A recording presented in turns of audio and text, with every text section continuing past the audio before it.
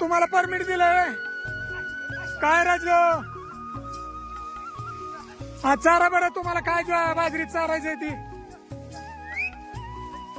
काय लगा धंदा आहे हा? अरे वागा तुम्ही आता काय डबल उत्पन्न होणार का आमचं? बरे आता सोयाबीन डबल होणार का यंदा का पुढल्या वर्षी? काय का चुत्या बनवायचा धंदा आहे हा?